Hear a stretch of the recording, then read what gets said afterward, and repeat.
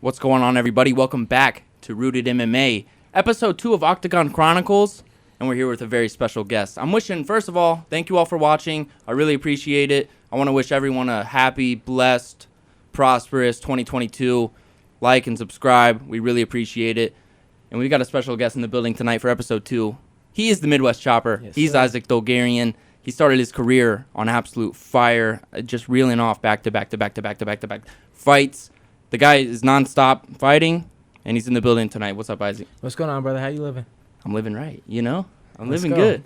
What's Man, up? What's up? And we got my co-host Blake, What's of course. going on? And we got producer Micah. Really appreciate you guys. Everybody's back in the building this Everyone's week. in the building. I feel like we're rattling them off more consistently this year, back to back. We had obviously Big Nile. Big Nile on the show last week. Now we got you on this week. We're gonna have moving. jam packed, man. We're gonna have a lot of people on, so we appreciate you being the second guest of episode 2 Octagon Chronicles. Thanks for popping in the building with us. We'll be back too. Obviously rocking the cleanest, the freshest, dopest gear in the game. new merch. It's right? the nicest in the game, and if you haven't got some, you better get some soon. Where can they get it? You can get it through me. Just tap in. There you go. Okay, that's Isaac underscore Dulgarian on Instagram. Yeah, right? yeah. I want to talk about your last fight, Isaac, versus Ray Ostander. I heard, and we interviewed Jeff Molina about the fight, and I didn't notice this in the middle of the fight, but you had your hips so tight on his waist, and he was trying to turn and give up a choke to you. You sink your hips too tight, so you couldn't. So he couldn't give up the choke, so you could continue elbowing him. Is this true? Yeah. So when I was a kid, I used to live down in Paola, Kansas, and I had a bunch of friends that rode bulls and stuff. And so I kind of messed around and rode some steer a little bit, and I kind of use that as example of how I ride the mount position. It's like riding a steer, pull the hips to the butt, keep everything tight, and that's what works for me. So have you won a lot of mechanical bull competitions as well? I've never tried it. But I probably would win, whether I was drunk or not, honestly. Bull riding, motocross, man. But he wanted to essentially give up, and you didn't allow that. Yeah, no, I wanted to keep causing damage, rearrange his facial structure, beat him up a little bit, and then get him out. My goal was to stick around in the fight just a little bit longer than my past ones, and that's what happened. I think it was my longest fight of my pro career for sure. Yeah. Yeah, I was going to say, again. so you fought 4 times last year. Yeah. 1, that's a lot in 1 year. Yeah. 4 fights, that's a lot. Yeah, Most guys pretty fight busy. twice, squeak in a third one maybe. Typically it's about 2 times. Was that a goal coming into 2021? Was I want to fight as much as I can? Or did FAC just approach you that many times and say, hey, we've got somebody lined up for you? Yeah, you don't want to miss the opportunity. I had that many opportunities to get out there, and I was injury free, so why not? I can make weight easy at 145. So I was just going whenever they approached me, whenever they had made a call, I was ready to go. 2021, do you think a lot of guys want to fight you? Do you think you're a hard guy to match up? Because my thought is, with you, Isaac, I feel like a lot of people do want to fight you because you have the wrestling background. You haven't shown a lot of striking on the feet necessarily. Nice head kick against, what's his name? Second fight. It was a second fight. Marquise Moody. That guy is a scrapper. Nice head. You called the head kick, too. I saw you before the fight, and you said, I am going to head kick this guy. And you landed it flush. Yeah. And it was beautiful. But do you think a lot of guys want to fight you based off of your skill set? I feel like they think they have an advantage because I can't strike like they think, but they just haven't seen it yet. I strike with everybody in the gym, and it's really just something that hasn't been seen. So whenever people do see it, or whenever the fight starts and I start moving around, you kind of see their eyes get big, oh crap, this dude can actually move around. He actually knows what he's doing. So I feel like they might say they want to fight, but I really don't think a lot of people want to fight me because the only reason I could see they would want to fight me is just because I have a lot of attention, a lot of eyes on me, and people want to try to steal that. Yeah. Do you think that that's something that just comes with guys who are more striking based and guys who are more wrestling based? Strikers view wrestlers as easier targets as long as they're as long as I can sprawl well, as long as I can defend the takedown, I can take them out. But that's typically not the case. We typically see it go the other way. The wrestlers are typically the ones who are more well rounded. Do you find that's the same case when you face guys, or kind of how they view you, or underestimate you? Yeah, like I said, I just think they don't think that I can strike with them, so they try to keep the fight standing. they want to turn it into a kickboxing fight, and by the time I make it look like it's kickboxing, and then I fit in and put them on their back real quick. So I feel like that's what they think, but that's not how it truly is. Man, like Blake said earlier, 2021 and even past, like 2020 was when your fight career started. You were an amateur. I think I saw your second fight maybe against Hunter Vaughn, and now we're here, and that doesn't seem like that long ago. You've been on go mode since that fight, basically, or since your career started. Is it going to slow down for you at some point? Are you trying to get as far as you can, as fast as you can? Does it slow down after this fight with TJ Britton at FAC 12? Or when? Yeah, it'll slow down a little bit. I'm going to have to take some time and keep developing, especially if I get this contract in February. So I'm going to have to take some time and develop. That's kind of what we did after my third professional fight before I fought Ostander. We kind of took like 4 or 5 months off just to develop and get a little bit better. And then I didn't get to showcase what I learned during that time period, but I got a lot better. So we'll probably do that again, take some time, get better, and then see what happens in February. Maybe I have a UFC contract and I can make my UFC debut at the end of the year. So I'm assuming that's what you were alluding to. I was about to ask you, for those who don't know, what contract were you talking about? Hopefully an awaiting UFC contract, or were you talking about with something with FAC? Yeah, no, hopefully a UFC contract, because Dana's going to be there and everything. And it's just a huge opportunity. So if I can showcase my skill set and do it the way I have been, I feel like there's no doubt that Dana will recognize that. Now, we talked to Niall about this as well. Is there something in your mindset that changes a little bit? Knowing, does the Dana White thing bring any pressure to you at all? Is that unfazed for you? What's your, do you care that he's going to be there? What's your mindset on how this is going to affect, FAC 12? I care that he's there, but like I'm known for performing under pressure. I really don't think it'll have any any sway on added pressure to the outcome or anything. I just think that I'll still do my job. As long as I do my job, then Dana will see what's going on. FAC 11 Tech 9 was in the building, so he was sitting right behind me. That's some pressure right there, right? Yeah, the fights Dana Tech. They're already streamed worldwide on UFC Fight Pass. So all those people, they already have seen me fight. True. I'm on the radar. So it's nothing new to me, just another opportunity. And that's a little different only because they're not physically in the building with you. Has crowds ever been, do you like, especially when COVID was going on, obviously there was a drop in attendance. Would you rather have people in the stands? Did you like not having people in the stands? Yeah, no, I love people in the stands. All my friends and family are there. Like, it gets loud as hell when I fight. It does. You notice the sound difference when I come out. Yes. So, I love it. It makes me feel good. It makes me want to perform and just show my skills to everybody. And this fight especially, like I've sold a ton of tickets. Like everyone I know, even my family from my dad's side, who I haven't seen since I was a kid, they're all coming and everything. So I'm just excited to show what I've done, and all these years of work are paying off. Now, he's obviously vastly older than you. Mm-hmm. How old is TJ? TJ's 39. Okay. Isaac, how old are you? Good record. 25. 25, yeah. So, shit. Same. About 15 years, almost 14, 15 years you're elder. Obviously, experience comes with that. Have you watched any film on TJ? Have you seen him fight before? What do you know about Bad News himself? I've watched some film on him, man. He's a good boxer. He's long and knows how to use it for the most part. Mm-hmm. But honestly, he does have a lot of experience, but I've also, I train every single day. I don't feel like people train as much as me. And so I'm gaining that experience in the gym every day. So really, at the end of the day, he's older, I'm younger. I'm more physically in my prime than he is. He's going to have a height advantage, but I have a grappling advantage. I feel like I have a striking advantage, and I feel like I can win this fight in any position. Well, and I feel like the longer the legs and torso, the bigger the target for you. Yeah, there's more things to hold on to, you know. That can cause a problem as well. He'll have leverage, and he has a big reach on me, so we'll see how it plays out. As long as I can do my thing in there and do what I'm training in practice, then it shouldn't be a problem. Now, obviously, I don't want you to give away your game plan.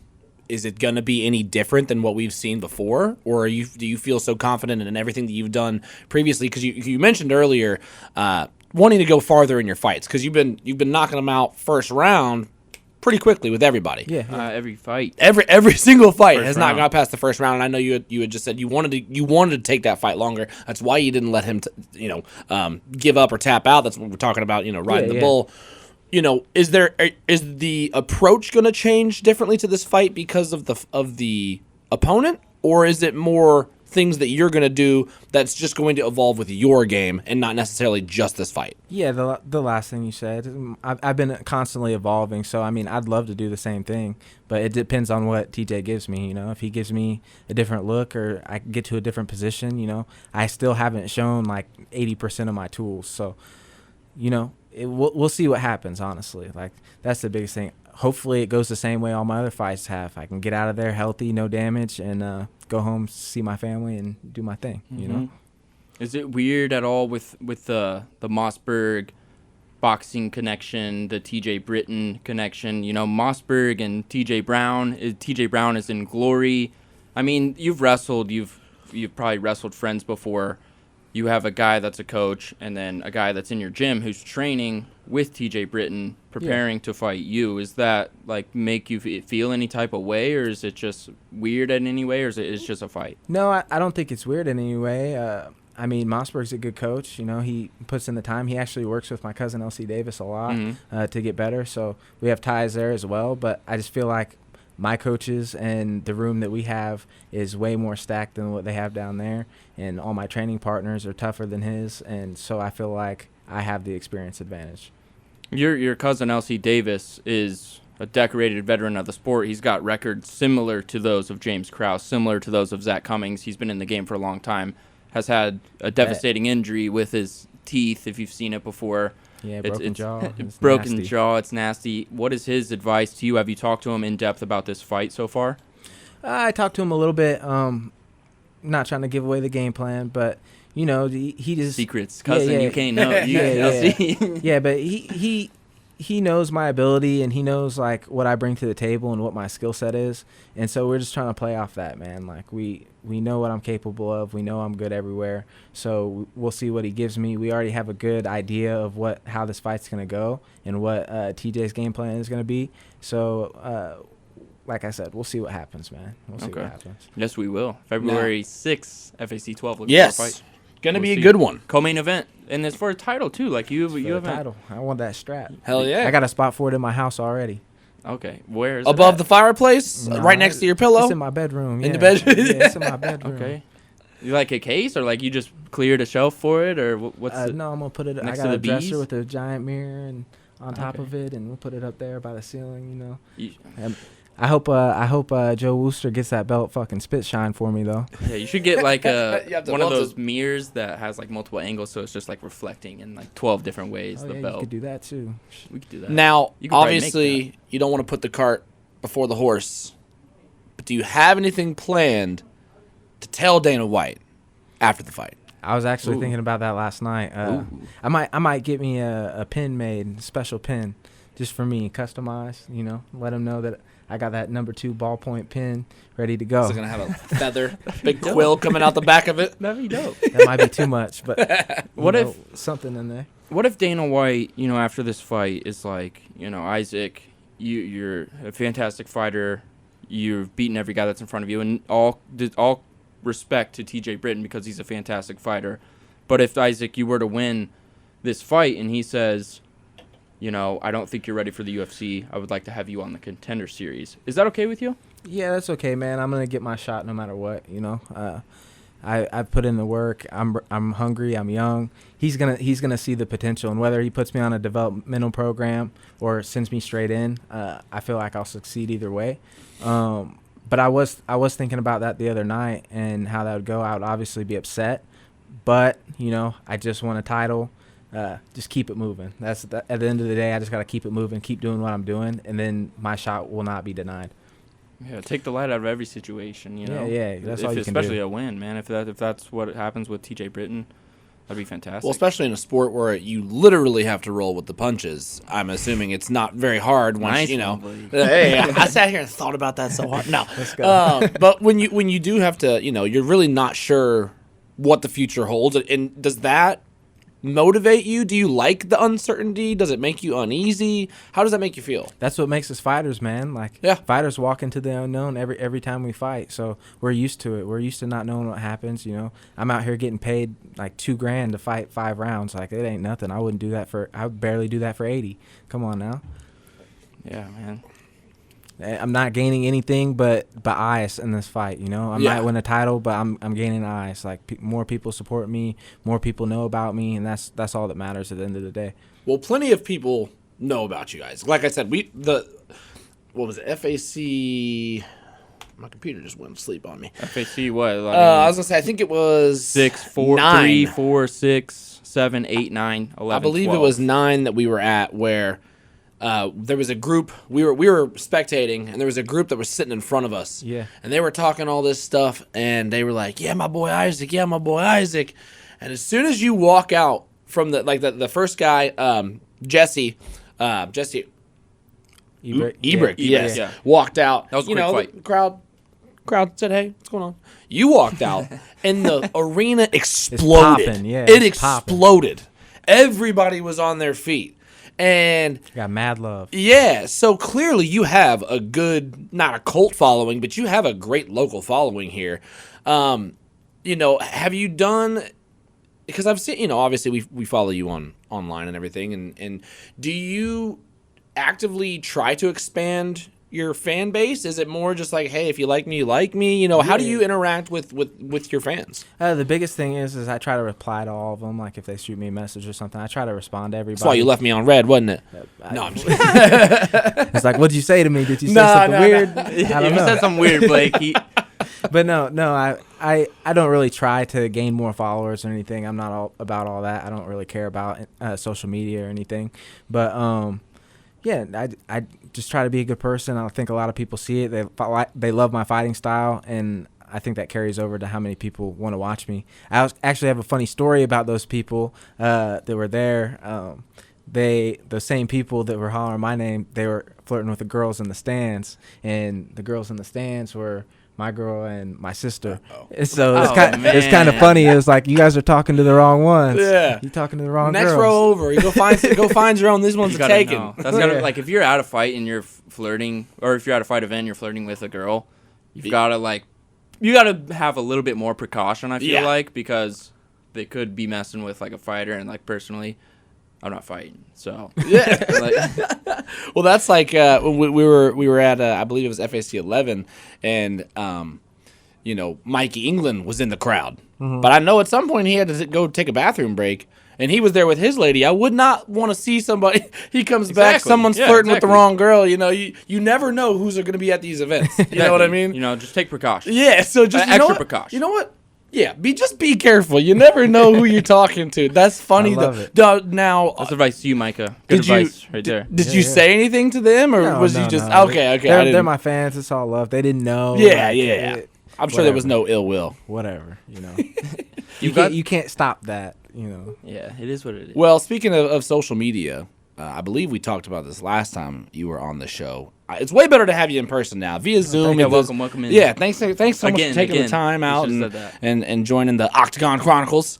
But you do post about some extracurriculars that you do, such as beekeeping. Yeah. I think that is very interesting. Like, I feel like for such an aggressive sport, beekeeping is something that you have to be very tedious, and it's almost time consuming and in a way peaceful. Is it?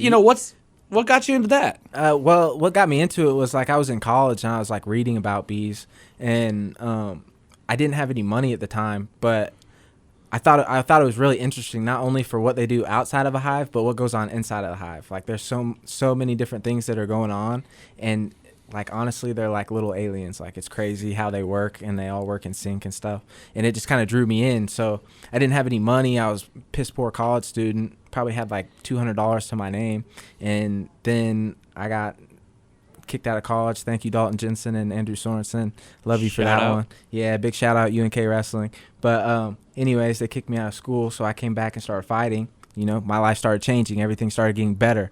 And I started making money and all this. And I finally had enough money. I put I think it was like $2,400 into investment into the beehives I have. And ever since then, I just fell in love with it, getting hands-on with it. It's kind of crazy because they're like super gentle, but they also can hurt you real bad. Yeah. Actually, I was out there last weekend checking them for the winter. You don't really have to do much, but they kind of cluster up in the winter to stay warm. Do they hibernate? What do they do? They don't Not like literally hibernate, but like they don't hibernate, but they like cluster up together like real close, and like they'll all bat their wings like to keep their warmth and stuff, and they still like eat the reserve honey and stuff like that's in the hive. And so I open up the hive and I like reached my hand in to pull out a frame. And like I had like 7 or 8 of them motherfuckers hit me in the hand, and like another 10 hit me in the face, like come at my bee suit. And I was like, oh my gosh, pissed, they are aggressive right now because they're trying to protect their winter supply. Yeah. If they run out of that, they die. So this was actually something we were talking about. Yeah, I was gonna say. Because Yeah. we were talking about how before you got here, our bees, technically they're like your pets. Yeah, But do they act? I have 20,000 pets. Yeah. I got more Just pets. start that statement and then don't allude to the bees. People are gonna look at you like you're crazy. Right. 1,000. You're a crazy bee. You're a crazy bee lady. But so do they act? Do they have a familiarity of who you are? I feel like they might because I'm always open the hive, but I don't really know, to be honest. I'm always in the hive.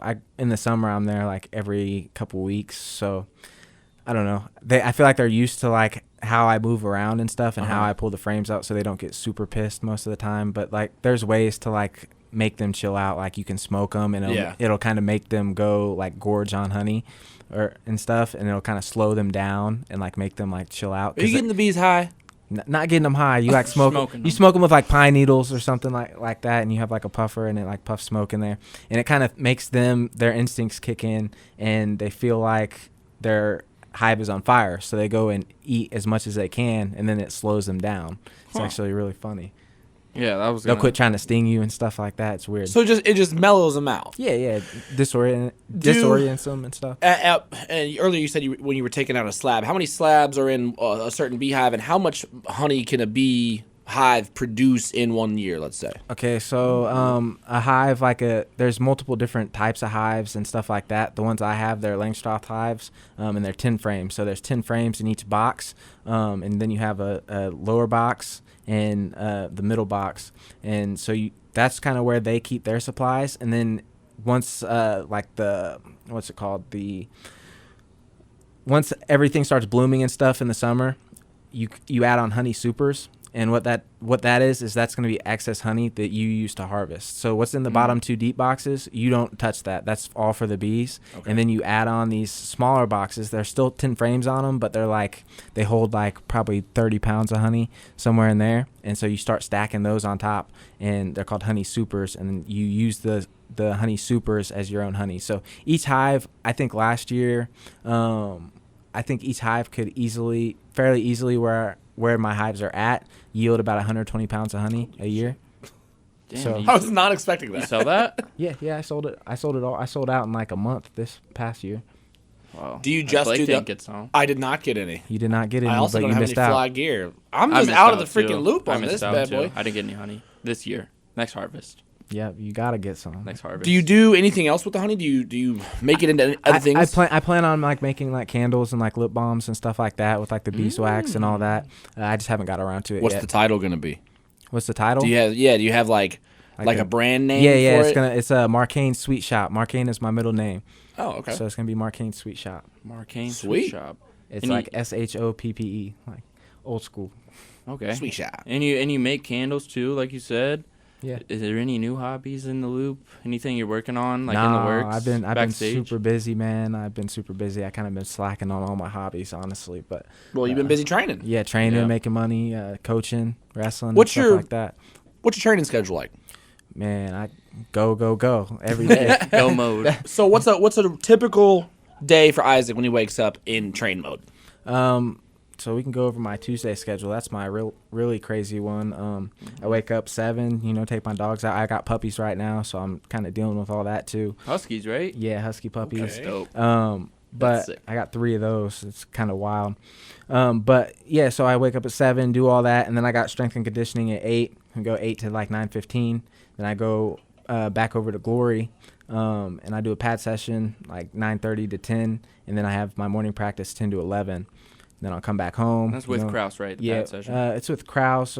Sometimes it's with Jason High. Sometimes it's with Mike Breeden. Mm-hmm. It really depends. Then I come back home, do my daily tasks and stuff because I'm not going to be home the rest of the day. Come back at 3. I teach privates 3 to 4, 4 to 5, 5 to 5:30, and then Teach privates. like private wrestling lessons. Oh, okay. Or grappling or striking, whatever. Now, this is at Glory? Yeah, they're at Glory. Okay. And I do that, and then I have jiu-jitsu class from 5:30 to 7. Then I come home, cook dinner, take care of the dogs. That's about the day, And then like on Wednesdays, like today, I go teach. I teach for St. Thomas Aquinas. I'm an assistant wrestling coach there, so Okay. I go out there and teach a little bit. Oh, Is nice. Sean McCarthy still there? He was one of the wrestling, the kids wrestling coach for a long time. He's not there for the high school, no. Okay, gotcha. Who's the high school coach for? Eric Aiken. Okay, Shout and he's out. been there for a while now, right? He's been there for a few years. Yeah, I think maybe 4 or 5 years. Okay. I guess. We used to wrestle against. I wrestled in high school as well. We used to wrestle against Aquinas quite a bit, and we had some. Those were always great duels against Aquinas. What year were you? I was 9 to 13. So, just and you said you're 25. Yeah, I graduated 2015. Maybe you saw me there. Maybe. I used to wrestle this kid named. Not. We're getting off into the weeds, but It's okay. Me and Blake grappled in the basement oh yeah. a year ago, and What kind of grappling? When we started, he got too tired and he quit. yeah, bullshit. That's what happened. I That's got what tired happened, of Blake. kicking your ass. Is what happened. Nope. No, there Nope. was probably some drinking right when we started this. Like when we There started wasn't. this whole crazy idea to even have a podcast, we had to test our skills. Oh yeah, Of definitely. course. With So we each were other, like, so after no sus. yeah, after No a nice sus sit down stuff. meeting with Jameson, we were like, I'll beat your Jameson Williams. Yeah. So, but people But know yeah. you around wrestling, man. Like do the kids know you? Like, if you don't Oh, yeah. have to, like, they're like, shit, that's Isaac. Oh, Dulgarian. they all know. I mean, Aiken tells them, and like I said, like I just have a big following. Like a lot of people, they saw me wrestling, they still remember me wrestling. They're like, dude, you were the craziest wrestler. I have like 8 state records. Yeah, you do. and What's your favorite one that you hold? I have 3 takedown records. I have the single season takedown records. I have 3 of those, and then I have the all-time career takedown record at 1,258, and I think the next person closest has like 700 something. Yeah, So you beat it's your pretty own- much you- unbreakable. It's not beat your getting own broken record. unless I got a kid and he's just a savage. yeah, You beat your Or own she. record. yeah. There you go. You have a deep Armenian connection that I've been seeing, and one of my favorite UFC fighters is Arman Tarsukian. I love watching him fight.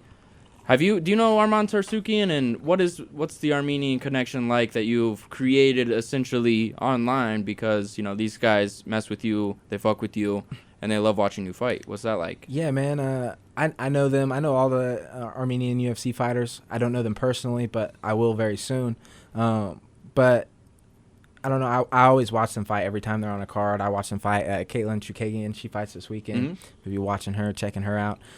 But I am half Armenian and African American, so I kind of use that, and I have gained a lot of fans because Armenians, like, they have a cult following. Like they're all over the world in the first place. Like they're all over like New York and all the coasts and everything. I've actually ran into a bunch of them in Missouri, and anytime someone hears my last name that's Armenian, they already know. Like it's a known thing. Like all Armenian names end in YAN or IAN. And they all know, so it's pretty cool because they really follow me and they really mess with me for real. So it's just awesome, and I can't wait to gain more of them. Dulgarian. It's like how do you say it, Blake? You say it with some emphasis. I say Dulgarian. Dulgarian. Yeah, Like you sound It's like strong. a Game of Thrones character. yeah, it's a strong last name. Strong bloodline. Yeah. Is there? I guess how has as your influence has grown, you've reached a lot of new people. Yeah. Your fans, Not enough yet. fighters, and it's continuing to grow. Has that changed you at all? Has that changed the way Isaac is? Better, worse? Just brought new challenges? Has the influence changed you at all? No, man. Live a fairly simple life. I don't really go out and party or do nothing super crazy.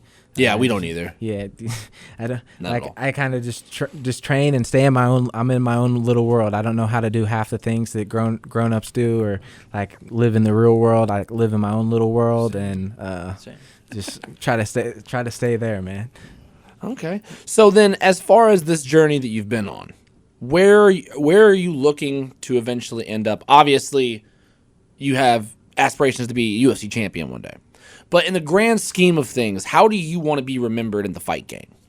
I just want to be remembered for my fight style. You know, it's aggressive, like Midwest chopper, Midwest chopping. Like I chop them up, beat them up, and I just want to be that person that the kids can look up to, and like just because I had a tough time growing up, and I was always told by my coaches or my teachers or whatever that I wasn't gonna be shit because I was a little shithead child, and now that things are starting to look up, I'm like, okay, like I have this potential. Now I just want to use it. So obviously I want to be UFC champion, but I just want to set myself and my family up to be successful and to do whatever we need to do.